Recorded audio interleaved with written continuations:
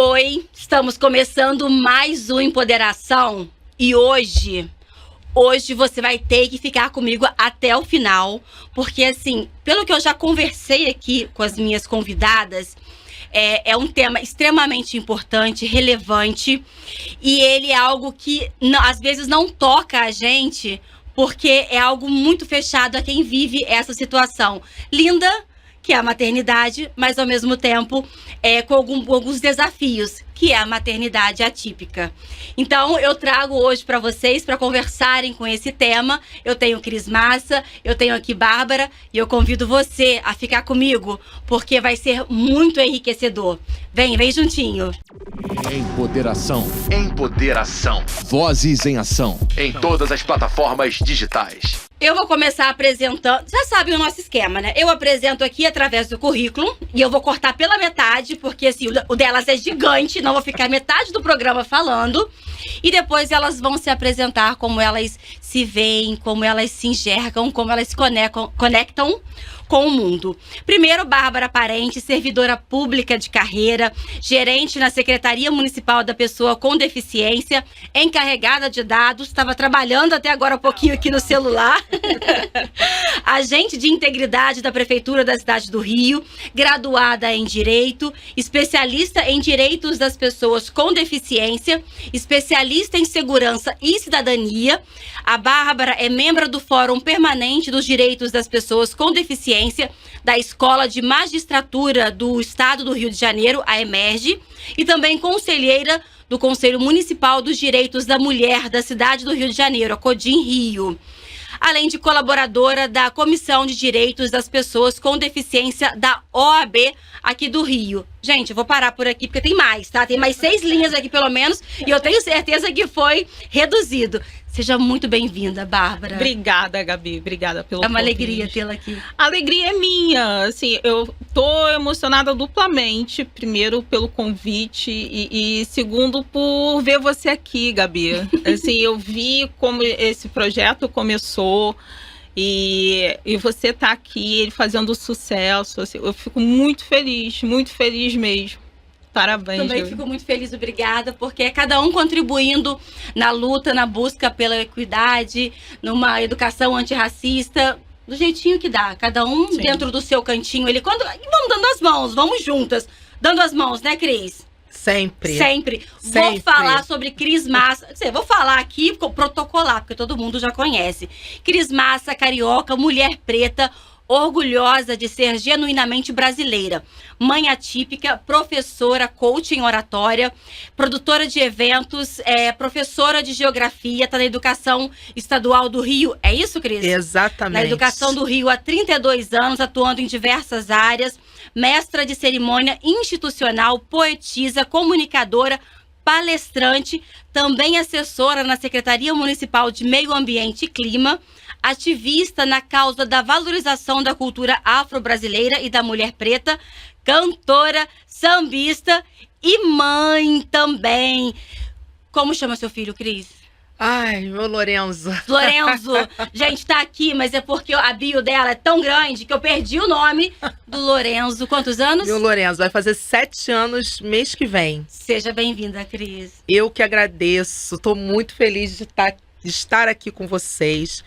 Gabi é uma querida, né? Estivemos juntas durante um bom tempo na rádio e estar junto com vozes negras, né, mulheres pretas, é sempre muito bom. Isso faz com que a gente troque e a gente não tenha medo de falar. Porque eu acho que quando a gente se encontra, as nossas dores são sempre muito aproximadas. Então, quando a gente está junto das nossas, a gente não tem medo de falar. Exatamente. E fora isso, hoje eu tô me sentindo aqui fortalecida. Exatamente isso, minha irmã. Fortalecida. Gente, que alegria, que bom ouvir isso, Cris. É muito reconfortante, assim, saber que um projeto como esse, que é justamente para isso, para a gente estar junto, estar no coletivo, para a gente se aquilombar e tá tendo resultado, tá tendo essa potência. Que bom que vocês estão se sentindo à vontade aqui. Bárbara, qual o nome do filhote? Meu maravilhoso é o Lucas. De 26 anos. 26 anos, com carinha de 15, 16. Mas o cabelo que tá entregando, que ele tá bem grisalhinho já, mas carinha de novinho. Ah, gente, que delícia. Mães, né? Maternidade sempre foi um sonho pra vocês? Pra você, como foi, Cris? Sempre quis ser mãe? Era o que você... Não. Não? Não. Sincerona igual a mim, também não era. Também não queria, não. Sou apaixonada pela minha filha, mas não queria, não. Sim, E você tinha o sonho? Não, eu Também nunca não. nem gostei de brincar de boneca, nada. Nada que indicasse que eu seria a mãe. E uma boa mãe como é hoje, porque pelo que a gente vai... eu já conheço a sua história, mas pelo que você vai trazer aqui pro pessoal, e Cris também, acho que nem é boa mãe, né, gente? Boa mãe somos nós que mães de crianças típicas. Agora, mães de crianças atípicas é muito mais intenso, é muito mais forte, né? É isso, Bárbara, que você parou pra pensar. Eu ia até concluir a minha fala aqui, mas você parou, você olhou com esse olhar reflexivo. Não, você falou uma coisa, assim, antes de eu ter o Lucas, pra você ter uma ideia, eu fazia faculdade de Ciências Contábeis. Aí o Lucas nasceu e aí veio toda essa situação e eu saí de Ciências Contábeis, fui fazer Direito, acabei me especializando em Direito das Pessoas com Deficiência e a minha vida mudou bruscamente, mas de uma forma muito melhor do que a que seria. O Lucas me fez perceber beleza em pequenos gestos, pequenos acontecimentos que para muitas pessoas passam batidos. E principalmente enxergar, perceber a outra pessoa. Porque assim, eu sempre... Meu pai, ele é servidor aposentado do INES, que é o Instituto Nacional de Educação a Surdos. E eu sempre via a pessoa com deficiência, mas eu não percebia a pessoa com deficiência. Eu não enxergava as dificuldades que essa pessoa poderia vir a ter. E desde pequena eu via a pessoa surda na minha vida. Só depois que o Lucas nasceu que eu comecei a perceber, tanto que na minha especialização eu falei sobre segurança pública e pessoa surda. Mas isso precisou o Lucas nascer para eu sair daquela caixinha, daquele senso comum, perceber as diferenças. E por isso o meu foco no direito das pessoas com deficiência, né, para poder tentar quebrar barreiras. E eu fui para o direito porque eu vi, como a Cris estava falando, né, o filho da Cris é novinho, mas o Lucas, quando nasceu, a internet estava começando. Era internet de escada, aquela que fazia barulhinho. E a gente tinha que esperar da meia-noite, porque ficava mais barato para acessar. Né? E não tinha muita coisa falando sobre autismo ainda. Era muito aquelas listas e muita informação de fora. Então eu percebi que eu tinha que criar meios para poder criar defesa do meu filho, tentar construir um mundo melhor realmente, né? Porque a gente não vai ficar aqui de eterno, né? E a certeza que a gente tem na vida é que a gente vai, né? A ordem natural das coisas é a gente ir e os nossos filhos ficarem. Então, o meu foco é tentar deixar esse mundo um pouco melhor para quando eu não estiver mais aqui, o Lucas ser abraçado de alguma forma. Obrigada, Bárbara. Obrigada por tanto. Antes de passar para a Cris, eu vou pedir para você, já deu uma palhinha aí de quem é Bárbara Parente, mas eu queria que você se posicionasse, que você dissesse como que você se enxerga, como você se vê nesse mundo. Quem é Bárbara? A Bárbara, antes de qualquer coisa, é mãe do Lucas. Eu costumo dizer que o meu maior título é ser mãe do Lucas. O Lucas me mudou por completo. Eu vivo uma outra realidade muito melhor do que eu poderia ter por conta do Lucas. O Lucas me faz uma pessoa melhor. Ele só veio para me melhorar, sabe? No início do diagnóstico, né, ninguém assim engravida, eu quero ter um filho com deficiência, que venha com síndrome de Down. Ninguém, assim, eu acho que, sabe? É quase impossível. A gente engravida e tem aqueles sonhos, né? Ah, eu vou fazer isso, vou fazer aquilo. Eu lembro que eu pensava assim, quando o Lucas nascer, ele vai para uma escola bilíngue, porque eu não quero que ele sofra o que eu sofri para aprender inglês, que eu não gosto de inglês, né? Mas, enfim. E aí meu filho nasce, né, com as questões dele, e até hoje, com 26 anos, ainda não fala e ainda não escreve. Então, no início, quando você percebe que não é aquilo que você imaginou, aquilo é meio que uma pancada muito forte, né? Tem até um texto, não sei se a Cris conhece, muito bacana, Bem-vindo à Holanda. Que esse texto que me tirou do buraco, sabe? Ele me resgatou mesmo. Que é mais ou menos assim, um casal, eles planejam uma viagem de lua de mel, né, para um determinado lugar, acho que é Itália, para Itália. E aí eles estão lá programando, né? Ah, vamos conhecer a Torre de Pisa, vamos para lá, vamos para cá. E aí eles se casam e embarcam no avião, e o avião chega na Holanda. Aí na hora que eles vêm, eu falei assim, não, mas não foi aqui, a gente não planejou estar aqui, não, era para estar em outro lugar. E falando assim, não, você está aqui, daqui não tem como voltar, a lua de mel vai ser aqui. E aí, no início, né, eles assim, começam a andar, começam a ver as tulipas, começam a perceber a beleza que a Holanda tem.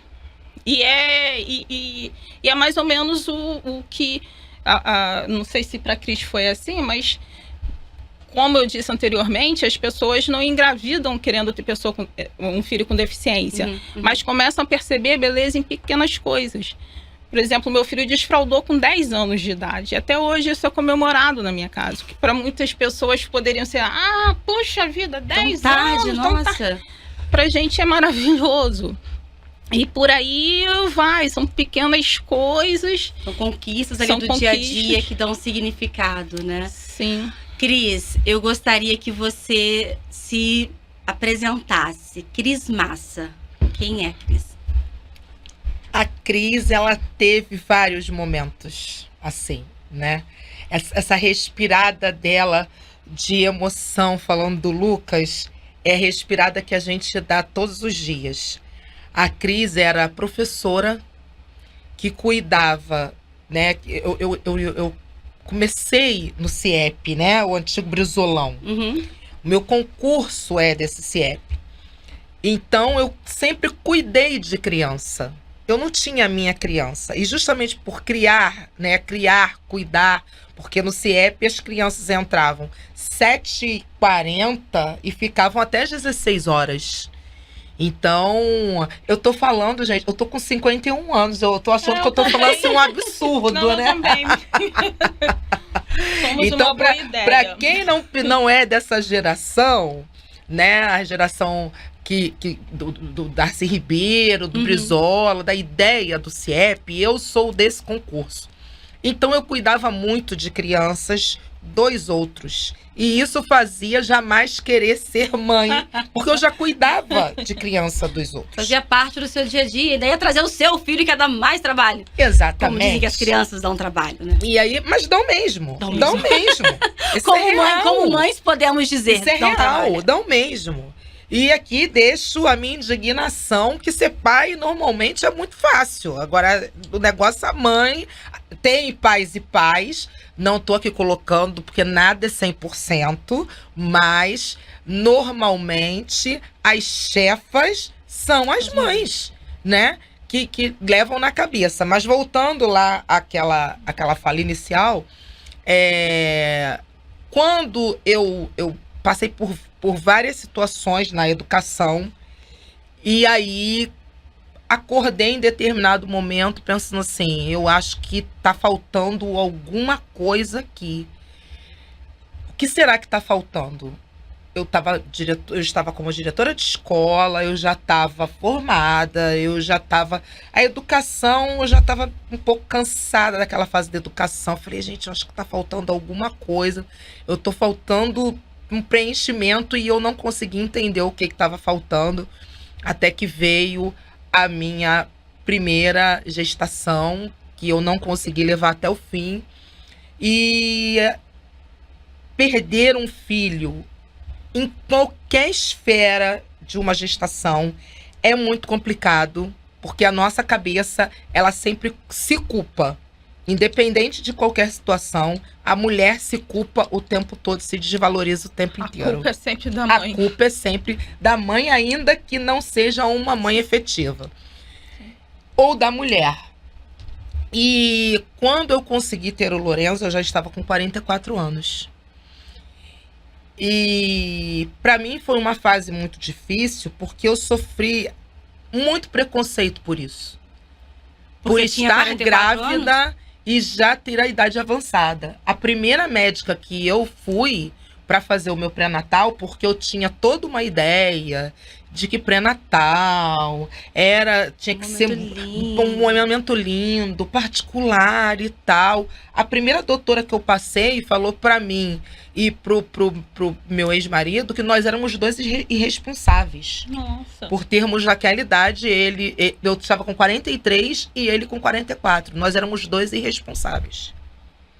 Foi assim, pum. O racismo já começa aí. A primeira situação que eu vivi, né? E vivi muitas outras até fazer o pré-natal no posto de saúde, que foi ali que eu me achei. Todos os meus momentos foram assim muito marcados pela situação pública, né? E com o Lorenzo não foi diferente. E a Cris Massa, a partir do Lorenzo, começou a se posicionar de uma forma diferente. Ainda sem saber que o Lorenzo era típico. Mas eu comecei a querer buscar outros caminhos. Foi aí que eu me redescobri como comunicadora.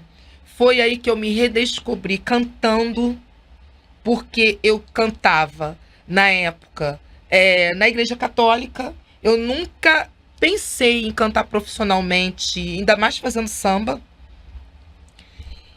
E aí eu fui me redescobrindo através dessa posição de ser uma mulher que ia deixar um legado. Porque antes era esse vazio que faltava.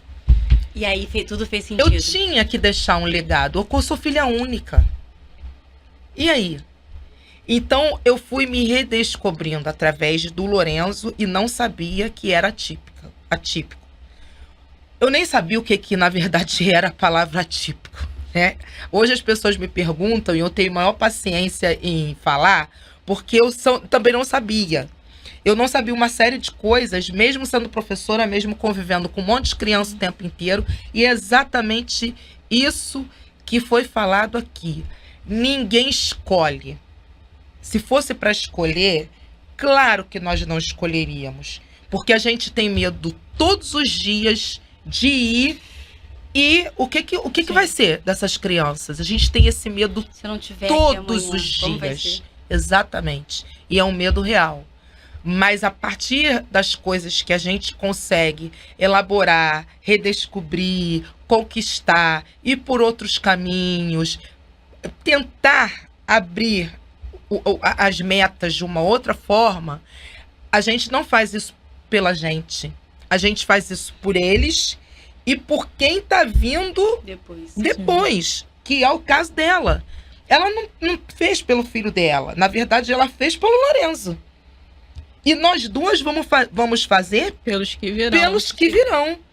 As nossas falas, as nossas lutas, os direitos, tudo isso, talvez o Lorenzo nem consiga. O dela já é adulto. Não vai pegar mais. Mas eu não tô falando nenhum absurdo, é a realidade. Eu não tô aqui falando isso de utopia, não. Mas a gente sofre tanto internamente que a gente não acredita que daqui a 5 anos as próximas mães sofram. O que a gente precisa só é fazer isso que ela já faz e que eu comecei a fazer e que você está ajudando a gente a fazer. Informar. Essas mães precisam de informação. Essas mães precisam ser cuidadas. Sim, quem cuida de quem cuida. Exatamente, porque a gente tem uma carga emocional que ninguém entende. Quando a gente explode, a gente não está explodindo com a criança ou com aquela pessoa. A gente está explodindo porque a nossa carga emocional já está tão afetada, já está tão debilitada. E a nossa idade, a gente ainda tem a questão da menopausa. que é outra carga emocional. Então você imagina Já tem isso mais sendo esse mãe ponto. atípica, mulher preta que tem que estar no mercado de trabalho, tem que muitas vezes provar o quanto A sua Duas capacidade, vezes sua mais, competência. 2, 3 o vezes mais. tempo inteiro tendo que lutar por um filho que, no caso dela, não fala, mas ele tem, não fala verbalmente, mas ele tem outras formas de se comunicar. O meu fala com algumas dificuldades e a gente às vezes tem que se comunicar por ele. E as nossas questões particulares. Tem Não é fácil. Tem Em que lugar, é isso, em que lugar ficam as questões particulares? Como assim, né? Isso tudo é muita coisa, é muita intensidade. Sim, tem um estudo que diz que o estresse de uma mãe de um autista é comparável com o estresse de um soldado em guerra. É o mesmo nível de estresse. Graças a Deus eu tenho uma rede de apoio. Por exemplo, eu estou aqui e o Lucas está com meu marido, porque o Lucas, além do autismo, nível 3 de suporte, ele ainda não fala, ele ainda não mastiga. É um neném gigante, tem que dar banho, tem que dar comida. Além do autismo, ele tem a deficiência intelectual e tem a epilepsia, que para mim é o que existe de pior nisso tudo, sabe? Porque é imprevisível a hora que ele pode se sentir mal, como já aconteceu, ele já fraturou clavícula numa queda. E a gente não tem como saber. Então, é o tempo todo junto a ele. E aí, como eu falei, né, eu tenho uma rede de apoio, né, eu tenho o meu marido, eu tenho os meus pais que moram próximos. Então, assim, uma olhadinha. Hoje em dia, meus pais já têm uma certa idade, mas vira e mexe estão lá olhando o Lucas num curto período de tempo. E as nossas questões, a gente passa a olhar as coisas de uma outra forma. A gente vê quem é amigo mesmo, quem é de fica, porque a gente não tem a mesma disponibilidade de ir a um aniversário, ir a uma festa, porque a gente está sempre dependendo de alguém para ficar com o nosso filho. Eu só posso sair se eu tiver uma pessoa para ficar com o Lucas. Porque eu não tenho como levar o Lucas, porque ele não fica, para ele é demais, muito tumulto. Então, isso a gente acaba se afastando do convívio particular. É um universo particular. E é difícil as pessoas entenderem isso. E aí entram questões que nos machucam, pelo menos a mim me machuca muita coisa, porque a gente deixa, não só a gente, como os nossos filhos também deixam de ser convidados para um aniversário e sabe, a gente deixa de ser chamado para sair porque acha que não vai se comportar ou então sabe que a gente não vai. Mas uma coisa que eu acho muito bacana e eu fico muito emocionada é quando as pessoas nos chamam, mesmo sabendo das limitações e das dificuldades que a gente tem, sabe? Isso mostra um carinho e um abraço invisível, assim, muito mostrando forte. Que a sua presença do teu filho e do teu marido são importantes naquele ambiente. Sim, porque a grande parte não chama mais, sabe? Teve um período, o Lucas iniciou a fase escolar dele numa escola regular. E aí, um determinado momento, a diretora da escola me ligou, pediu para eu ir ao colégio, que queria falar comigo sobre o Lucas. E eu surtei, né? Liga do colégio chamando a mãe. Eu falei assim, Lucas está todo quebrado, aconteceu alguma coisa. E quando eu fui fazer a matrícula, eu falei todas a situação do Lucas, né? E ela falou assim, não, pode trazer aquela história. Imagina, isso foi, sei lá, 2002, mais ou menos, né? Tinha toda aquela coisa de inclusão, que às vezes uma inclusão forçada, no meu ponto de vista, acaba sendo uma real exclusão, né? E ela falou assim, não, pode matricular seu filho aqui, não sei o quê. E aí nesse dia me chamou para ir lá, eu fui com ela, liguei, eu falei assim, poxa, não, o Lucas está bem, ele caiu, alguma coisa assim? Não, ele está bem, só que a gente precisa conversar. Resumo da ópera, cheguei lá, o que era? Ia ter uma festinha de aniversário de uma coleguinha lá do Lucas, mas a mãe pediu pro Lucas não participar porque ele não saberia se comportar na festinha. Na escola? Na escola, e a diretora me ligou pedindo para eu pegar meu filho porque tinham pedido para ele não participar.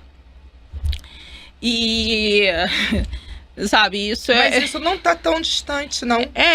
Isso não tá tão distante de acontecer, porque quando você falou que o Lucas não era convidado, eu participei de um outro podcast que eu falei exatamente isso. Até bem pouco tempo, o Lourenço também não era convidado para as festas. E isso foi assim, nossa, mas ela tá falando, ninguém é obrigado a convidar. A gente não tá dizendo isso.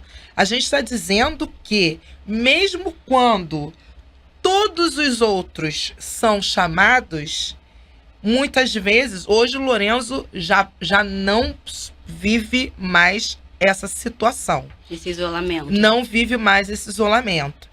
Porque o Lourenço hoje ele já tem muito mais facilidade de estar convivendo com outras pessoas.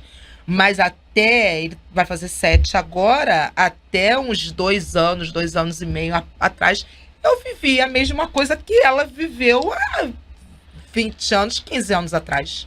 Então você vê que a distância do tempo é muita, mas as mentes... Na verdade, eu vivo isso até hoje. Continuam as mesmas. Eu vivo isso até hoje.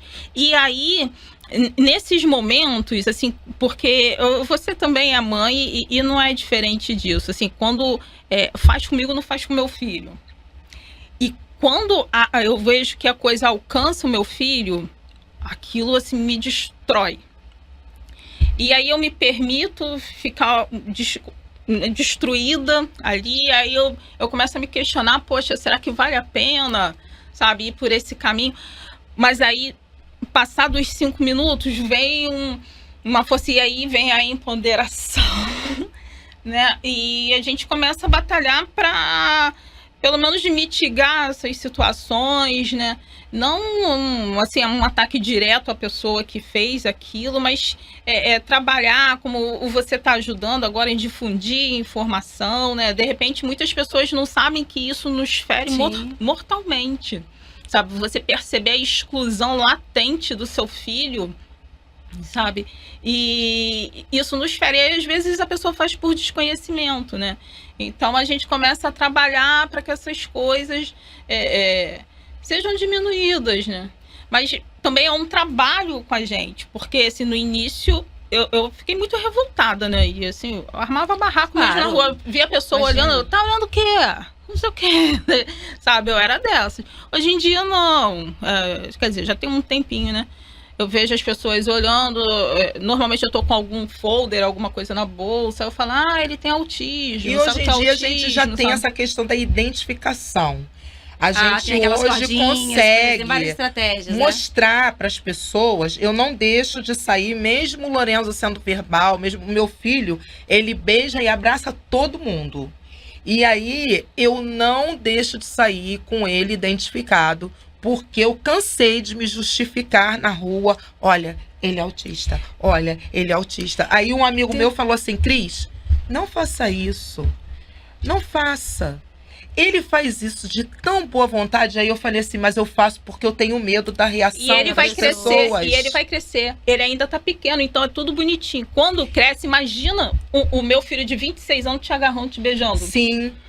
É um outro olhar. Bárbara, você me pegou com essa fala quando a gente estava conversando sobre essa questão. E eu 42 anos, jornalista, leio tudo que dá, sabe? Sou super aberta, mas eu não tinha me atentado para isso, porque são momentos diferentes, até mesmo como as pessoas enxergam, percebem. Porque uma coisa é o Lourenço pequenininho, com 12 anos, um menino. Outra coisa é um homem, um adulto, né? Que tem essa questão e a receptividade das pessoas é diferente. Eu tenho até um grupo, né, chamado Autistas Crescem, porque tem aquele senso, como você pode perceber, costumeiramente, quando vai falar de autismo, fala, criança com autismo. Criança não, a pessoa com autismo cresce. E o comportamento que é bonitinho, quando cresce, vira inapropriado. E as pessoas não alcançam aquilo. Sabe? Então, é diferente. Se agora ele pequeno, você ainda fica com receio, imagina um galalau de 26 anos. E eu já falo com ele. Lourenço, beija. Eu sou obrigada a falar isso porque eles são literais. Então eu tenho que falar para ele levar isso ao pé da letra de fato. Se amanhã ou depois ele pensar de forma diferente, agir de forma diferente, as pessoas aceitarem, tá tudo bem. Mas hoje eu tenho que tentar dizer isso para ele, não como forma de preconceito, mas como forma de segurança mesmo. Eu falo para ele assim: Lorenzo, na escola, não beije e abrace os meninos, porque eles podem ter qualquer tipo de atitude chata com você. Porque tem menino que pode não entender, pode te bater, pode te agredir. Não faça isso com os meninos. E com as meninas, só aquelas que deixarem. Aí eu repito isso quase que todo dia, porque meu filho é muito afetivo. E ele é afetivo mesmo. Quando a gente chama a atenção dele, ele vem e fala assim: desculpa, mamãe. Ele primeiro, aí quebra a mãe. Ele faz o circo dele. Depois ele vem com o pai, a mesma com o pai ainda é pior. Porque assim, eu falei assim, um pouco revoltada com o pai, porque eu conheço muitas histórias de pais que abandonaram as suas mães quando descobriram toda uma situação de atipia, né? E sem muitas vezes as mulheres entenderem também o que estava acontecendo. O laudo não vem fácil, o diagnóstico não vem fácil, muitas vezes o tratamento não vem fácil, porque pelo público a gente sabe que há toda uma espera, é um boom, como a gente estava conversando anteriormente, de diagnósticos e laudos e etc., que não se dá conta na atualidade totalmente. Mas o pai do Lorenzo, ele tem muita paciência com o Lorenzo. E esse eu estou aqui. Hoje eu não tenho essa rede de apoio mais. Minha mãe é falecida, meu pai é falecido, eu não tenho irmãos. Então, assim, lá em casa, o Lorenzo tem o pai e a mãe. Então, assim, quando o Alexandre precisa, só que fico na medida do que é possível. Quando os dois precisam, quando eu preciso, ele fica. Quando os dois precisam, tem a Deda, que é minha anja, que fica com o Lorenzo desde que minha mãe é falecida. O Lorenzo, com 2 anos de idade, ela já ficava com o Lorenzo, porque a gente não tem outra escolha. A gente precisa trabalhar. Não é uma questão de você pode trabalhar. Não, nós temos que. É essa força que ela falou, que a gente está aqui desanimada, desestimulada, e a gente fala: opa! Vamos levantar, isso pra gente mesmo. Vamos levantar, vamos seguir, porque a gente tem que ir. Mas, respondendo a pergunta que ela te fez, sabe aonde que eu jogo tudo pro alto e me entendo e jogo meu emocional ali? É na hora que eu faço minha roda de samba. A Cris Massa, quando tá ali rindo, cantando, sambando, é nesse momento ali que eu tento chorar pra dentro e extravasar de alguma forma. É na hora que eu falo assim, e vou. É nessa hora. São estratégias, né, que vocês precisam desenvolver para poder conseguir dar conta de tudo isso, de todas essas questões, de todos esses desafios, as belezas também da maternidade atípica, mas precisa ter uma válvula de escape, digamos assim. É necessário? Sim. Sim. Sim. Sim. A minha válvula de escape são legislações, né? Ok. Eu sem gosto. preconceito. E assim, tudo que eu faço, todas as legislações eu tento entender de uma forma que seja inclusiva, que alcance a pessoa com deficiência. Por exemplo, o que é pouco falado é sobre o processo de curatela para a pessoa com autismo. Não são para todas, né? Mas aquelas pessoas que não têm condição de responder pelos atos da vida civil, elas precisam ser interditadas, ou então é um termo que existe, que é tomada de decisão, termo de decisão apoiada. E porque isso a gente só vai enxergar quando eventualmente vir a precisar, né? E até mesmo a gente, enquanto mães responsáveis por pessoa com autismo, eu falei do senso comum, né, de que as pessoas falam criança com autismo, mas acho que isso é uma característica dos pais, né? Os filhos não crescem. Né? Nunca, A gente não percebe. Eu mesma, eu lembro que o Lucas ficou no colo até quase 10 anos. Então eu chegava lá e a médica falou assim: Bárbara, não, ele vai ficar enorme. Ele já tá enorme. Eu não, é o meu neném, sabe? E às vezes que me dá um rompante, eu falei assim: opa, o Lucas já é um homem, sabe? E isso, para as pessoas responsáveis de autismo entenderem que é importante fazer esse processo ou de interdição ou de tomada de decisão apoiada, ele é de extrema relevância, primeiro no aspecto financeiro, né, principalmente, mas aí para aqueles que não têm essa necessidade de preservar o patrimônio, né, tem também o olhar da segurança. Porque, como a Cris falou, o filho dela gosta de beijar, essa coisa toda. Então, imagina um adulto que beija uma pessoa, vai chegar sei lá, de repente a pessoa vai, chama a polícia, não sei o quê. Até você explicar que isso não é aquilo, a pessoa pode... o policial pode adotar os meios necessários, né? De repente até mesmo o uso progressivo da força, porque principalmente o autismo, ele não é visível, né? Então, Exato. Se a pessoa não tiver com a identificação, não é diferente de síndrome de Down, por exemplo, né? A maioria é bem visível. É visual, né? Que você já... É visual. Então, o risco que essa pessoa com autismo corre de parar numa delegacia, principalmente os mais severos.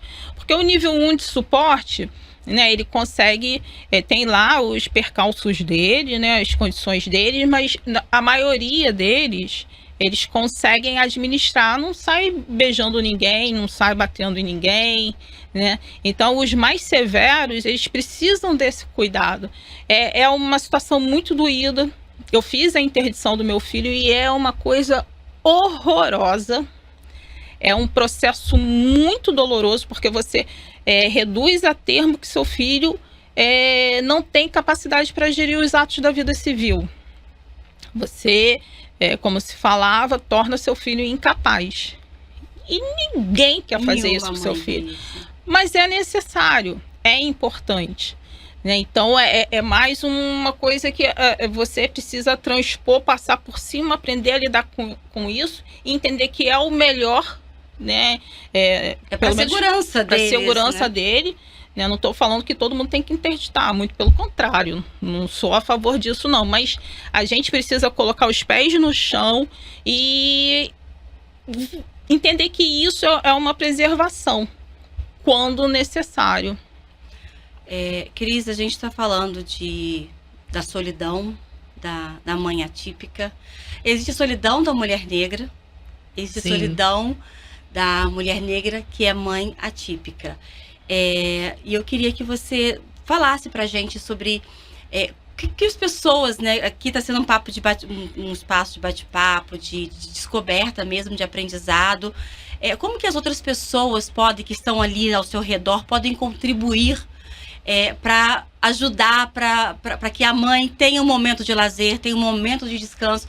Eu lembro uma vez que a Bárbara falou que ela não tem sossego nem para tomar banho, porque não tem como deixar o filho sozinho. Sim. Isso são coisas que as mães típicas vivem, mas quando a criança é pequena, depois de um tempo, a criança lá vendo televisão e você vai seguir tua vida na tua casa, fazer outras coisas.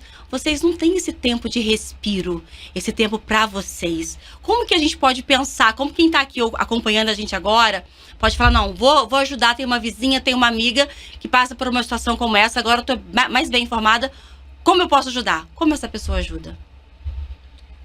Olha, faltou uma solidão, que é a solidão da mulher negra artista. Realmente. A maioria das mulheres negras que são artistas, de um modo geral, elas também possuem essa mesma solidão. E eu me coloco nesse lugar também. Eu vou tomar uma água. Também tem isso. Mas, olha, sem rede de apoio própria, eu vejo isso com uma dificuldade, assim, enorme. Eu não sei dizer para você, com toda sinceridade, como a gente consegue ajudar, a não ser que encontre alguém como eu encontrei a Denise e a Dida, com muita paciência para lidar com o Lorenzo, a ponto de falar assim: Cris, tira esse dia para você, minha amiga, porque a gente já virou amiga e irmã, tira esse dia para você. Você hoje não tem agenda, você hoje não tá fazendo samba, você hoje, para pelo menos ir ali na praça ou bater um papo no telefone com alguém. Pera aí que eu vou fechar a porta do quarto, deixa o Lolo aqui, que a gente chama ele de Lolo. Deixa o Lolo aqui comigo. Se não for assim, minha irmã, eu não sei como funciona. Porque a maioria das mulheres não possuem mesmo, Sim. porque as pessoas não ficam com crianças atípicas. Até porque as crianças atípicas têm mesmo os momentos dela. Não é com qualquer momento que você pode dar o telefone para esquecer. Tem hora que eles não querem. Tem hora que eles não querem ver. O Lorenzo, ele é muito chegado a desenho animado. Mas tem um dia que ele não quer. E quando nós estamos em casa, é aquele momento que eles pensam assim: hoje minha mãe está aqui em casa, então hoje eu vou aproveitar o máximo da minha mãe. E eu falo pro Lorenzo: Lorenzo, você não me deixa sentar, porque eu sento para assistir qualquer coisa que me agrade na televisão e tá o Lorenzo ali o tempo inteiro, ou falando, ou tentando minha atenção, ou me puxando. Ele é criança e as outras mães atípicas falam isso o tempo todo. Eles demandam muito tempo. Então, como ajudar alguém que precisa respirar sem rede de apoio e sem alguém que tenha o mínimo de paciência para entender os momentos, o tempo, tudo, eu não sei como faz. E que seja de confiança, né? Assim, eu tenho o meu marido, eu tô aqui agora porque o Lucas está com o meu marido, que é um presente de Deus, assim, tanto na minha vida quanto na vida do Lucas, né? O meu marido é o padrasto do Lucas. Quando a gente se conheceu, o Lucas tinha 4 anos, mas é de uma encontro entrega, de almas, é um né? encontro de almas. O Naná é maravilhoso, ele e o Lucas, desde a época que a gente namorava, assim, aí chegava em casa, o Lucas ia pro Naná e me ignorava. E até hoje continua assim, sabe? Eu sei que o Naná é o preferido do Lucas. Mas nem todas as mulheres têm essa sorte. Todas as Sim, mães, a maioria não tem. As pessoas, e o que torna o Naná mais maravilhoso é porque ele escolheu ser pai de uma pessoa com deficiência, ser pai do Lucas. O meu marido escolheu, sabe? Ele escolheu a mim e escolheu o Lucas. Ele poderia simplesmente se afastar, não ter nada, e, não, sabe? Ele não vivia, essa não era a realidade dele. E aí esse maravilhoso me dá esses respiros. Agora, você falou como as pessoas poderiam ajudar. Sim. Eu acho que, assim, por mais boa vontade que tenha, eu acho que precisa tipo de um... Eu acho que o simples fato da pessoa chegar e falar assim: olha, eu estou disponível, se você precisar, sabe, eu estou aqui, conversa comigo, me explica como é, que eu faço o possível para ajudar, né? Porque, por exemplo, no meu caso concreto, é muito delicado. Eu até estava falando com o meu marido, no início do ano surgiu uma questão aí. O meu marido trabalha por plantão, então a gente faz todo um ajuste, porque tanto eu quanto ele nós trabalhamos, né? E a gente estava vendo, porque é muito cansativo, né, você tomar conta de uma pessoa 24 horas por dia, com todas as demandas, trabalho, tudo que a vida tem, né? Eu falei assim: Naná, a gente precisa ver uma pessoa para ajudar aqui. Mas como é que a gente acaba ficando com muito medo? Por exemplo, o Lucas ainda não é oralizado. Então, você vai deixar o seu filho, que ainda não fala, com uma pessoa que você não conhece direito. Você se acontecer deixa. alguma coisa, A gente não deixa. você só vai saber que aconteceu se isso resultar em marca. Então, você tem que ter uma coragem muito grande para deixar contratar uma pessoa, sabe? Eu me sinto muito segura com o nascimento, com os meus pais, que eu sei que são pessoas, né, que nunca farão isso. Mas até mesmo o ato de você tentar contratar uma pessoa para te ajudar a cuidar do seu filho é delicado, porque no meu caso o Lucas ainda não fala. Como é que eu vou saber o que aconteceu, o que não aconteceu? Aí eu ainda falei com o Naná, não, a gente coloca a câmera na casa, a gente avisa a pessoa que tá com câmera, mas é muita vulnerabilidade, sabe? E assim, as pessoas próximas, os conhecidos, eu acho que poderia chegar e falar, olha, se você precisar, eu posso... Mas isso de verdade, sabe?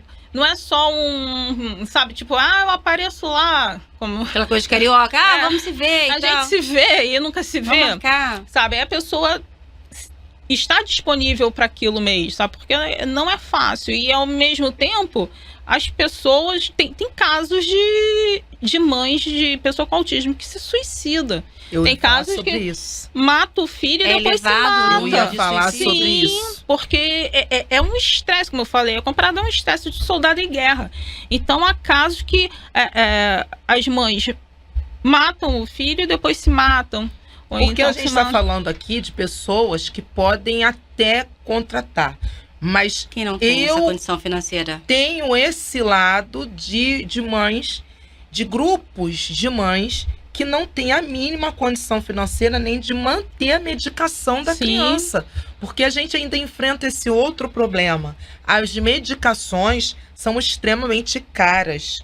Medicação de autismo não é aquela medicação que a gente encontra a um preço popular na farmácia popular. Não existe isso ainda. O serviço público, o SUS, não dá gratuitamente os medicamentos? Não. Aí quer dizer, depende. Por exemplo, eu acho que tem um, não vou falar o nome aqui, tem um que dá, mas assim, ainda não existe um remédio para autismo. Toma esse remédio que é de autismo. Ah, tá. Trata comorbidades. Costumeiramente, os remédios são para outros fins que acabam trabalhando de alguma forma, mas um remédio para forma de autorregulagem. Sim. Aí alguns o sistema público de saúde oferece, né, mas aí tem outros que são chamados de outras gerações, né, que aí são realmente mais caros e aí às vezes se ajuiza a ação, né? E aí é muito mais complicado. E isso sem falar do canabidiol, né? Vamos entrar nesse tópico. Vou pedir para você concluir, quando Cris. Eu falei que não é exatamente sobre isso. Porque as medicações, elas normalmente regulam algumas coisas que são desajustadas. Porque o autismo, ele vem com um combo que nós estávamos conversando. É um combo. E esse combo, ele precisa ser tratado muitas vezes. Por exemplo, o Lorenzo, ele ainda não é diagnosticado como TDAH. Mas eu tenho praticamente a certeza que tem um TDAH ali, porque o Lorenzo tem muita dificuldade para dormir. O Lorenzo tem muita dificuldade de percepção. Ele tem muita dificuldade de concentração. Então, tem algumas variantes ali. Então, ele precisa tomar medicações que, além de regular, além de trazer essa coisa do descanso, ele vai conseguir se manter concentrado numa leitura, porque isso hoje, com 7 anos, faz pouca diferença, mas daqui a pouco, com 9, com 10, com 12, com 15, ele num outro estágio da vida dele, isso vai impactar muito. E aí, quando eu disse que não, foi porque todas essas medicações, a risperidona e todos os outros remédios, eu falei da risperidona porque é quase comum, uma medicação incomum. Você não encontra no serviço público isso de uma forma como um carvedilol, como um remédio de pressão. Eu tô falando a grosso modo para as pessoas entenderem. Né? A gente vai até encontrar com algum tipo de promoção, mas pelo menos eu compro num valor que eu compraria tipo 10 caixas, 5 caixas de um remédio para pressão. né, de um remédio para o coração. Então, assim, ainda não é uma medicação considerada dentro do serviço público de baixo valor, para que todas as pessoas que tenham uma renda baixa consiga ter essa experiência de comprar com uma determinada facilidade ou de até ter gratuitamente, porque a luta deveria... a luta não, isso nem deveria ser luta. Isso deveria... A gente já passa tanta situação no autismo, principalmente com as questões que também acho que a gente tem que falar aqui, das terapias, como é difícil a gente conseguir essas terapias público, privado, como é difícil. Eu conheço pessoas que têm uma situação financeira muito grande, muito alta, e que também assim, têm a mesma dificuldade de um neuropediatra, de terapias como terapia ocupacional, Espera como crescer. esporte, como... Aí o médico diz para você assim, não, mas tem que cuidar desde pequeno. O problema é que em pequeno a gente já não consegue, imagine em adulto. Em adulto já passou o tempo que a gente tinha que ter aquela terapia, aquele processo. Então, tanto a medicação quanto a terapia é um desafio para todos. Só que para quem tem uma renda baixa ou uma renda mínima, isso se torna 20 vezes pior. Então, quando eu falo assim, não, é porque... Por isso. É por isso. Agora, Cris, assim, quais foram os estigmas, assim, os mitos principais que vocês precisaram romper ou ainda rompem no dia a dia por conta dessa questão da maternidade atípica? Conversamos sobre um aqui, que eu acho que essa máxima é uma máxima que, assim, eu tô rindo de desespero. Que a criança preta não tem autismo. É malcriada. É malcriada, é mal educado, rebelde, tá fazendo agressiva, birra, agressivo, birra. mas não tem autismo. Isso é estudo mesmo. Que, infelizmente, mães que possuem crianças pretas têm o diagnóstico muito Postergado, né? postergado em função dessa questão que tudo é colocado na frente do autismo. Lá em casa, uma das coisas assim que eu convivi, que também foi falada aqui, foi essa questão de convivência em festas e outros lugares, mas eu acho que hoje o que está sendo colocado por terra, no meu caso, é a questão afetiva.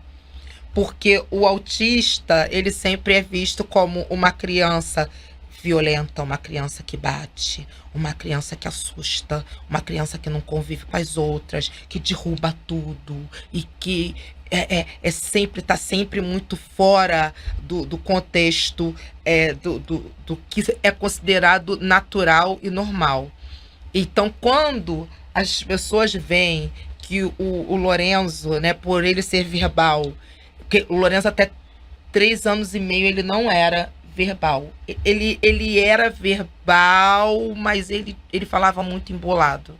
Então a gente não entendia. Então, para mim, ele era um verbal quase não verbal. E ele passou pelo 4, pelo 3... Não, minto. Pelo 3, primeiro ele foi diagnosticado com o nível 3 de suporte, depois nível 2 até chegar ao 1. Ele passou por esse processo. E essa afetividade do Lorenzo, ela foi muito trabalhada com a gente. O pai dele é muito afetivo com ele, eu sou muito afetiva com ele. Então, isso foi trabalhado muito lá em casa, mas já é dele mesmo. E, independente de ser trabalhado ou não, é uma coisa dele. Então, quando ele chega nos lugares que eu falo assim, fala oi com a tia, dá boa noite, bom dia, ou boa tarde, dá um abraço, nem precisa. Ele já fala, oi tia, o que é você? Quando ele pergunta o que é você, ele tá querendo saber assim, quem é você? Tá. Aí ele pergunta, o que é você? Aí eu falo assim, não, o que é? Quem é? Aí ele, quem é você? Qual o seu nome? Aí você vai falar o nome, aí ele vai falar assim, oi, tudo bem? aí te dá um abraço, aí ele pergunta assim, às vezes ele pergunta pelas coisas que ele me ouve falar em casa, aí ele pergunta assim, tia ou tio, o Lorenzo pode te beijar porque ele não fala eu, ele fala Lorenzo, ele sempre se refere na terceira pessoa. O Lorenzo pode te beijar? Aí se você falar que pode, aí ele vai e te beija, aí ele abraça. Aí as pessoas falam assim, nossa, mas ele nem parece autista. É aquele senso comum, né? Agora tá sendo um pouco desconstruído, mas anteriormente tinha aquele estigma de que a pessoa com autismo era inteligente, que era bom de fazer conta, né? Resquícios de filmes tipo Rayman, né? Forrest Gump. E aí, o que acontecia? As pessoas só tinham o foco nas pessoas com autismo de alto funcionamento. E aí, essas pessoas com maior comprometimento, elas eram alijadas mesmo, sabe, do segmento. E aí houve todo um movimento da gente trazer as pessoas com maiores comprometimentos e começar a falar, olha, tem esse tipo aqui de autismo, sabe? O autista não tem só o autista a pessoa com autismo que é médico, a pessoa com autismo que é sei lá o que, não. Tem essa pessoa aqui com autismo, elas precisam de suporte, elas precisam de acompanhamento, porque aí as pessoas achavam que as pessoas com autismo não estavam de boa, sabe? E o que o autista tem cara. Que não. O autista não tem cara. Você não pode dizer que autista ou não é pela fisionomia. Da pessoa. Não é assim. Isso não funciona. Então, quando falam para uma mãe de um autista ou de uma autista, nossa, como se fosse um elogio. Nossa, mas nem parece autista. Tá colocando ali tanta situação, porque passa-se um filme na sua cabeça. Mas o autista tem que ter cara, mas tem que ter um comportamento regrado, porque autistas não têm um comportamento regrados. O meu vai ter um comportamento, o dela vai ter outro, né? O da outra mãe vai ter outro. Não é um comportamento regrado. Assim, não existe receita de bolo para ninguém, não né? Existe. E aí outro equívoco das pessoas falarem assim, faz isso que é bom para autismo. Não é para todo mundo. Cada pessoa... Tá pedindo dica, você não tá pedindo ajuda. E cada um responde de alguma forma. Eu tava falando aqui com a Cris, o meu filho faz dieta, sabe? Ele faz uma dieta bem restritiva, além de lactose, glúten, caseína, porque ele tem as questões alimentares dele também. Pro meu filho super funcionou, sabe? Essa dieta que ele faz, mas é regra de bolo. Toda pessoa com autismo tem que fazer essa dieta que vai funcionar como funcionou pro meu filho? Não. Sabe? Não é dá para toda pessoa com autismo que vai ser igual. Tem esse medicamento muito famoso que os médicos que não têm uma visão assim mais ampliada costumam medicar mesmo a pessoa com autismo. E não é assim. Tem outras formas, porque nem tudo é do autismo. Teve uma época que o meu filho, ele se batia, ele nunca foi bater em ninguém, mas ele se batia, assim, perto do joelho, no quadril, ele ficava todo roxo. Ele ia na estante, assim, de livro que a gente tem, jogava tudo longe. E aí, num primeiro momento, você fala assim, é do autismo. E o médico dele, né, um médico incrível, assim, bem maravilhoso, ele falou assim, Bárbara, isso não é do autismo, a gente tem que investigar. E encaminhou a gente para uma gastro. Essa gastro, que é uma outra maravilhosa também, né? Pediu lá exame, endoscopia, não sei o quê. E ela descobriu que, na verdade, o Lucas estava com gastrite, esofagite e refluxo. Então, como ele ainda não fala, aquilo era a forma que ele tinha de analisar que ele estava sentindo dor. Que era uma comorbidade. Aí ela falou assim, seu filho sente dor e muita dor. Aí eu comecei a chorar, porque imagina a impotência. Seu filho tá com dor, você não percebe, ele ainda não fala, você se sente o ó do borogodó. A pior mãe do mundo. Eu lembro que eu no consultório comecei a chorar. Eu falei assim, mas como eu não percebi? Não sei. Ela, não, você não tem que se culpar, não tinha como você perceber. E aí a gente começou a cuidar dessas questões alergênicas do Lucas e ele mudou da água para o vinho, ele não faz mais isso. Então, era o autismo? Não. Era a forma que ele tinha de dizer que estava acontecendo alguma coisa interna. E para além disso, isso não era do autismo. Ele estava com uma esofagite como qualquer pessoa pode ter. E aí, se fosse um outro médico, ia lascar uma outra medicação nele, né? Para controlar aquela dor. E aí ia ficar, de repente, um garoto lá dopadão de remédio. E com dor. Né, e prejudicando mais, que aí tem a questão de fígado, né, e a pessoa fica investindo em remédio. E assim, é muito importante falar que nem tudo é do autismo. A gente precisa investigar uma série de questões, sabe? Será que tá com dor? Faz isso porque tá com dor? E sair investigando, sabe? Sair daquela caixinha de só psiquiatra e neuro, leva num gastro, leva num dermato, sabe? Num nutricionista. A questão alimentar é muito importante. A gente é o que a gente come. Infelizmente, eu despertei para isso muito tarde.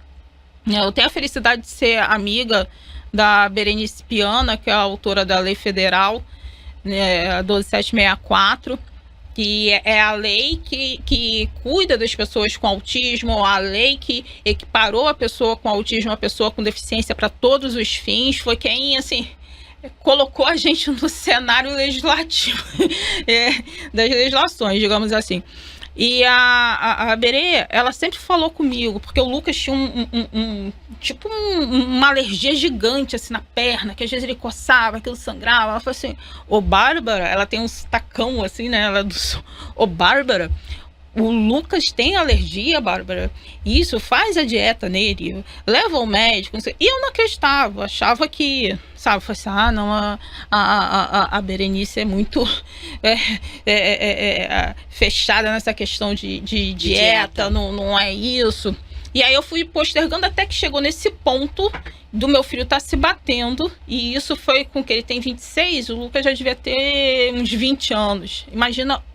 Hoje em dia eu falo com ela, eu falo assim: Berê, eu me arrependo muito de não ter acreditado em você, sabe? Porque se a gente tivesse começado a cuidar das alergias dele, né, o meu filho não teria passado por isso, sabe? Então, tô falando que essa questão de dieta é para todas as pessoas com autismo? Não necessariamente, né? Mas vale a pena fazer um teste alergênico, não esses comuns, não, mas fazer um com mais quantidade de alimentos, né? O Lucas faz exame de sangue de tirar 20 tubos, assim, 60, 80 páginas de exame. Mas sabe? Isso seria bom se fosse para todos. Sim. Porque como as mães que precisam sair de casa de manhã e trabalhar, a atipia, ela é muito maior, pegando esse gancho, ela é muito maior do que aquilo que a gente vê nos livros e nas revistas e na TV, enfim. O mundo real faz com que as mães que têm filhos atípicos não consigam nem tratar essas crianças, porque o próprio trabalho delas não as trata como mães de atípicos. Porque a mãe de atípico tem seus horários e tem suas regras. Como é que você vai fazer um tratamento com seu filho se você não pode faltar ao trabalho? Sim, essa é uma questão, assim, graças a Deus, eu como servidora pública, na prefeitura a gente tem esse privilégio, né? E não só aqui na prefeitura do Rio, mas em outros lugares, os servidores públicos têm essa questão de reduzir em até 50% a carga horária. Nós temos isso no estado também, mas demora, viu? Não é tão simples assim, não. O negócio eu tô tentando a minha já tem bastante tempo e toda hora o estado me pede quem vê, que deve ser ali uma junta, né? Provavelmente a perícia. A perícia e tal, toda hora, tanto que o laudo do Lourenço agora, o laudo do Lourenço eu tenho que trocar para colocar no processo de 3 em 3 meses, porque se passar, eu já tenho que colocar um laudo novo, como se o autismo fosse mudar em alguma coisa, porque não vai mudar. Mas dentro daquele processo ali, eu tô batalhando há um tempo. E você vê, estamos no mesmo Rio de Janeiro. Só que ela do Com município realidades e eu no estado. diferentes. Olha a realidade como é diferente. Mas mesmo assim, a gente ainda tem esse privilégio. Exato. Eu não tive esses problemas, não, quando eu precisei, graças a Deus, não tive. Você tem esse privilégio também de buscar. Agora, as pessoas que são seletistas, minha amiga, como é que vai reduzir a carga horária? Não tem como. Exato. Pode até ajuizar. Escolhe, né? Ou vai cuidar do filho ou vai levar o alimento pra dentro de casa. Exato. Né? Aí imagina como essa pessoa trabalha. E até para levar esse alimento para dentro de casa. A escolha desse alimento é feito pelo Sim. que ganha. Então, assim, como é que faz? Isso a gente está falando de Normalmente, dentro de uma casa, a maioria das vezes, cada um tem a sua necessidade. Porque hoje a gente também está vivendo isso. Uma família, muitas vezes, com 3, os 3 são atípicos. Os 2 são atípicos. Você vê que luta. A gente aqui tá falando de filhos que são únicos, né? A dupla LL, Lucas e Lourenço, né? Mas você muitas vezes tem... Eu conheço uma mãe que muitas das vezes tá ali no grupo, tá falando das dores dela, são gêmeos. Os gêmeos são atípicos. Tem uma corrente também que diz que perguntar- é genético, o autismo. Então, é muito comum irmãos virem com autismo. Eu não quis pagar pra ver, né? Eu também não quis. Um já tá de bom tamanho. Agora, você Porque falou de grupos de WhatsApp, Cris. Esses grupos de WhatsApp, de rede social, são uma importante rede de apoio, de Sim, comunicação sim, para sim. vocês? De troca, de apoio, Acolhimento. de acolhimento, de dúvidas, de troca de dúvidas, porque a gente tem muitas dúvidas e o dia a dia vai trazendo ainda mais dúvidas e tirando outras. Então, assim, são fantásticos. A gente ali encontra, muitas vezes, as dores, né, são muito próximas, as possibilidades também, e é por isso que eu falo que na maioria dos grupos que eu vejo, participo, são grupos de mulheres seletistas, mulheres que têm muita dificuldade, às vezes até de conseguir trabalho, porque não tem como, não tem segurança em deixar aquela criança, não tem garantias, nada. Então são mulheres que, assim, têm uma força, mas também preocupa pela questão delas não serem cuidadas. Elas só saúde cuidarem. mental, A né? saúde mental delas está sempre muito afetada. Esse, Então preocupa também. sim, esses grupos são Elas têm importantes. que olhar para si, né? Pois é, mas aí não consegue, né? Não A mãe. consegue. Você falou de grupos. Quando eu comecei, era a lista de e-mail, né? Então, aquela lista de transmissão, aí A vieram os Bárbara não grupos. traz nos lembra da realidade lá do passado. E atualmente, por exemplo, eu e uma amiga muito querida também, a Mila, a gente montou um grupo chamado Autistas Crescem. E aí, porque eles crescem, outras demandas surgem, inclusive as demandas no âmbito sexual. Porque o fato da pessoa ter autismo não quer Não dizer muda. que essa pessoa é assexual. Isso não existe. E aí tem e aí eu respeito a posição de todos os pais, todos os responsáveis, mas aí voltando para essa fala de que os médicos usam muitos remédios, né? E remédio conserta uma coisa e estraga a outra, né? Eu tenho essa preocupação. Os meninos, né, que é mais visível, começam a ter ereção, né? Começam a se manipular. E como é que você vai explicar para uma pessoa com autismo que aquilo tem um lugar reservado, que não é assim? Aí vai ao médico, o médico dá remédio para aquilo não acontecer. Então você está assim, tolhindo o seu filho em determinadas situações, né? Então esse grupo a gente tem essa troca também, porque a gente precisa aprender, e aí a gente acaba aprendendo uma com as outras como lidar com esse momento. né? Como explicar isso, quer seja para um menino, quer seja para uma A menina. que passa pela parte da menstruação. Não é menstruação, toma um remédio para não menstruar. Possibilidade sabe? de uma gravidez ali indesejada, porque, né, a gente fica uma preocupação enorme quando é menina. Vem o outro lado da história, né? Uma amiga minha tá passando por isso. A menina tem 13 anos e ela é enorme. Então, quem olha Não acha que é uma pensa criança de que 13 é anos. uma moça de 17 anos, 18 anos. E ela é muito novinha. Então, chama atenção.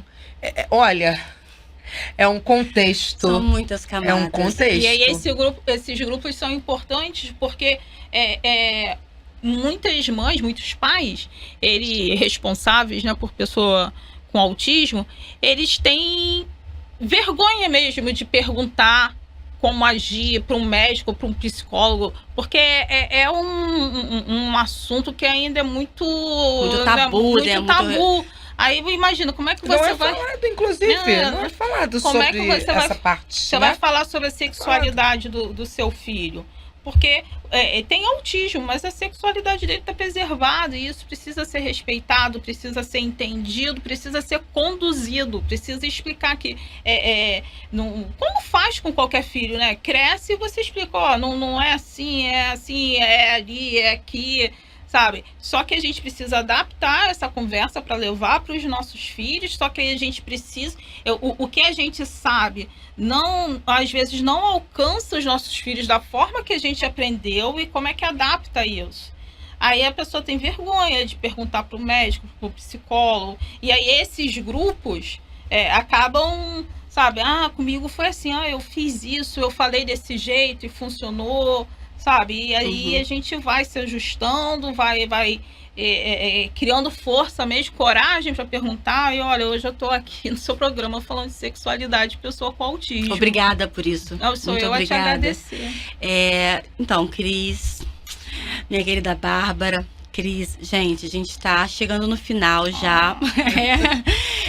Mas assim, para todas as entrevistas que a gente tem aqui, a gente tem aqui o roteiro, tá cheio de anotação meu papel, tem o roteiro, eu sempre leio bastante, eu sempre pesquiso, mas eu tenho uma premissa que quem tem que ser a protagonista é quem eu tô trazendo aqui, porque esse espaço é para isso, é para que vocês possam falar, compartilhar as dores, as dificuldades, as mazelas, as conquistas, como chegou lá, como conseguiu vencer, pra gente se ajudar. Só que uma coisa que aconteceu em vários momentos aqui hoje, que nunca tinha acontecido, e eu acho que nunca aconteceu na minha carreira enquanto jornalista, é de eu simplesmente ficar sem ter o que falar. Porque são tantas particularidades, são tantos desafios, tantas questões que vocês enfrentam, que vão além da maternidade típica, porque até aí ok, porque é até onde eu fui. Mas só que vai muito... E eu sei que foi difícil. Né? Eu sou da maternidade real, eu não fico endeusando a maternidade, não. Amo minha filha, é ótimo ser mãe, mas também não é fácil, é cansativo, é estressante, ainda mais quando é pequeno. Quer dizer, todas as fases, né? Cada fase traz seu desafio. Mas com vocês é uma camada muito mais à frente, muito mais ampla, e que a gente não tem nem noção de metade das coisas. E olha que eu já conversei com a Bárbara várias vezes, eu leio bastante, eu procuro me informar, mas ainda assim tá longe de ser o suficiente, porque são às vezes coisas muito, muito individuais, muito particulares de cada família, de cada criança, de cada adulto que tem autismo, né? Então, por várias vezes aqui eu me calei porque eu simplesmente não sabia o que dizer para vocês diante de tanta dificuldade, de tanto desafio, de lágrimas, assim como vocês aqui se emocionaram em vários momentos, as pessoas que nos acompanham talvez não tenham percebido isso, mas ao mesmo tempo também de serem mulheres aguerridas, de mulheres que vão e fazem, que choram, mas como disse a Bárbara, 5 minutos depois vai lá e fala, não, vamos, a gente tem que conseguir, e não fazem só pelos seus. Vocês fazem pensando pelos que virão, pelos próximos, que assim como a própria Cris reconheceu da Bárbara, que muitas das coisas que ela conseguiu, das conquistas que ela teve para esse grupo, não alcançaram mais o filho dela, porque já tinha avançada a idade. Mas isso não a impede de seguir. Muito pelo contrário, motiva. E assim como você também, Cris, está aí compartilhando a sua vida, a sua rotina, a sua privacidade com inúmeras pessoas para dar visibilidade a situações muito peculiares, muito do dia a dia que vocês passam, mas que como vocês, né, várias outras mães também passam por isso. Então, assim, muito, muito obrigada pela confiança, obrigada por terem compartilhado isso. Espero que isso faça muito sentido para quem está acompanhando a gente. Parabéns, sabe, por toda a força, por toda a coragem e por, apesar das dificuldades e medo, vocês ainda seguirem. Muito obrigada, gente. Estou muito inspirada, A muito gente feliz. agradece. Muito feliz. A gente só tem a agradecer. E eu queria que nesse encerramento que você, se tiver algo que você queira complementar, por favor, o momento é esse. Porque a gente falou sobre vários temas aqui, né? Vários pontos, mas de repente alguma coisa passou e que você queira deixar registrado, ou então uma mensagem para as outras mães que estão ouvindo vocês. Olha, não tem como Cris Massa ir em qualquer lugar que seja e não cantar. E o que eu deixo sempre para nós, mães típicas, atípicas, é sempre: erga essa cabeça, mete o pé e vai na fé, manda essa tristeza embora. Pode acreditar que um novo dia vai raiar. Nossa hora vai chegar. Não tem como ser diferente. Obrigada. Bárbara. Não, eu quero corroborar com a música. Mas sem eu não tenho cantar. sem cantar, porque eu não tenho esse dom, mas concordo. E eu quero agradecer também às mães de pessoa com autismo que vieram antes de mim. E que se eu pisei em cacos de vidro, né? Hoje em dia eu falo que eu tô pisando em grama com pedra, mas tem a Berenice Piana, tem a Cláudia Marcelino, que são pessoas com filhos com autismo nível 3 de suporte, com mais idade que o meu filho, e que eu pisei onde elas já haviam amaciado. Então, eu queria deixar o meu agradecimento para as mães de pessoas com autismo que vieram antes de mim. Para as mães típicas, assim como eu, deixo aqui meu alerta, meu recado, meu pedido. Tenhamos mais empatia, tenhamos mais respeito. A gente sabe que a maternidade não é fácil, imagine diante de tudo que elas trouxeram. Então, vamos ter muito, muito mais respeito, consideração. E sempre que possível, vai lá dar uma ajudazinha pra amiga, né? Vamos fazer isso pra vizinha, pra parceira. Nem que seja pra ir lá bater um papo, levar um bolinho, lavar uma louça de repente, entendeu? Já dá uma ajudinha. É isso. Vamos juntas. Muito obrigada. Obrigada, meninas. Obrigada a você. Foi ótimo. E assim nós encerramos mais um Empoderação. E eu tô muito inspirada, muito motivada. E eu tô feliz por elas terem confiado aqui em nós, nesse espaço, para se abrirem, compartilharem o dia a dia, a vida, os desafios delas com vocês. E que quem estiver passando por uma situação como essa, tenho certeza que tanto Bárbara quanto Cris estarão à disposição. Sim, para ajudarem também nessa rede de apoio, de trocas. Então, eu anotei aqui, qual é o contato? Autistas Crescem. O Instagram. Tem o Instagram, mas eu tô atuando mais com o meu mesmo, que é Bárbara.parente. E o seu, Cris? O meu é @Cris com 2S, Massa com 2S, .oficial. Porque mesmo no samba a gente tem uma dificuldade também de inserir pessoas com dificuldade ou com atipia.